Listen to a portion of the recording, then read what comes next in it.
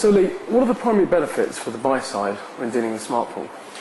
Well, we're a sell-side platform primarily, so I think our job is to provide a venue where the buy side, through their sell-side intermediaries, can get access to a deep and dark liquidity pool. So at the moment we're seeing 4-5 times larger than average trade size than the lit markets in our executions at a price improvement of 4 or 5 basis points. So the buy side, using their intermediaries, are getting larger blocks of stock executed at improved prices, and I think that's a fantastic value proposition, not only for the sell side intermediaries but also for the buy side in using their services.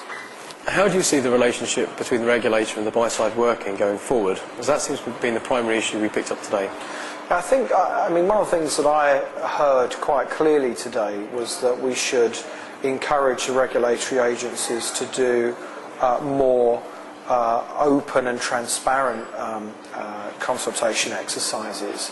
Roundtables such as today, I think, are a good example of that, where you have a range of industry opinion leaders, from execution venues to clearing venues, buy side, sell side, hedge funds, the whole thing.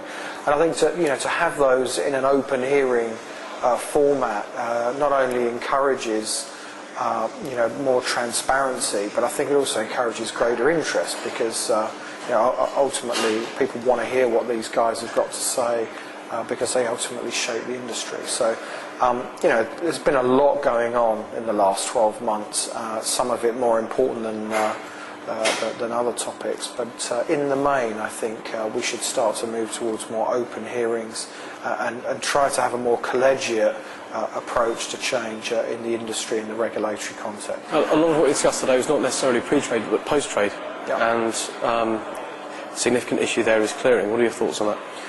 Yeah, I think, at headline level, the argument has always been, a single utility in America has resulted in costs of 10 times less in the back office or post-trade arena than Europe.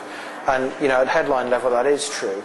The issue in Europe is, of course, that we're not one country, we're still over 20 countries, and there are a number of different clearing venues, a number of different settlement venues, and also importantly, as we discussed today, that the treatment of default in each of the European countries, despite settlement finality directives and other post-trade directives, is very, very different from one country to the next, even within those that share the similar legal systems and structures. So there's a long, long way to go, I think, before we see the similar levels of competition in the post-trade environment that we've seen in the pre-trade environment. But it's something that the industry and the EU Commission must work hard at, because fundamentally that's still where the cost of cross-border trading lies.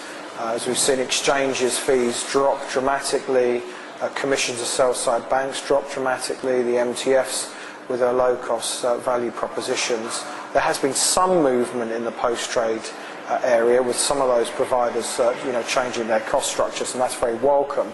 But I think there's a long way to go, particularly on the cross-border business, which is significantly higher in cost than a standard domestic trade. Thank you very much.